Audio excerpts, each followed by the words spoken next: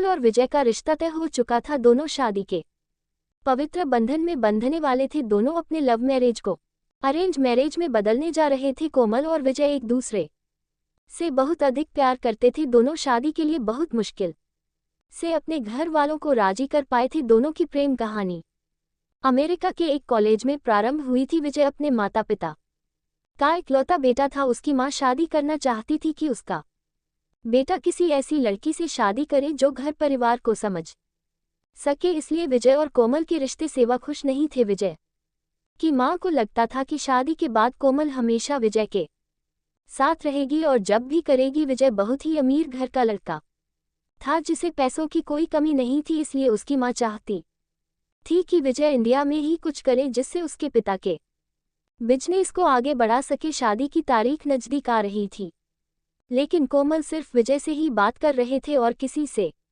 बात नहीं कर रहे थे। इस बात का दुख विजय की मां को होने लगा। एक दिन विजय की मन दुखी मन से घर में बैठी थी। ऐसा बैठी देख विजय ने पूछा, क्या तुम्हें निराश क्यों हो रही है मन? विजय ने अपनी मां की बात बता दी। विजय के पिता ने सोचकर इस तरह से चलता रहा तो हमेशा घर में क्लेश बढ़ता ही जाएगा। उन्होंने सोचा कि इस शादी को कैसे तोड़ा जाए। विजय के पिता कमल के पिता से बात करते हुए दहेज की बात कर रहे थे, जो कि कोमल के पिता की हैसियत से कई गुना अधिक था। इसलिए उन्हें मना नहीं कर दिया कि हम अपनी लड़की का रिश्ता आपके घर में नहीं कर सकते, आप लोग लोभी हो। कमल के पिता ने अपनी बेटी से कहा, तुम विजय को भूल जाओ क्योंकि तुम्हारी शादी अब विजय के साथ नहीं किसी और के साथ होगी। इस बात की खबर विजय और कोमल दोनों को बातचीत करना बंद कर दिया। विजय की मां ने अपनी बेटे को समझाते हुए कहा कि बेटा, बहू ऐसी चाहिए जो घर और परिवार के संस्कारों को समझ सके। हमें मॉडर्न बहू ही चाहिए, परंतु वह घर की और तुम्हारी जिम्मेदारियां को अच्छी तरह से निभा सके। एक दहेज के चलते यह विजय और कोमल की लव स्टोरी का दो एंड यहीं पर समाप्त होता है।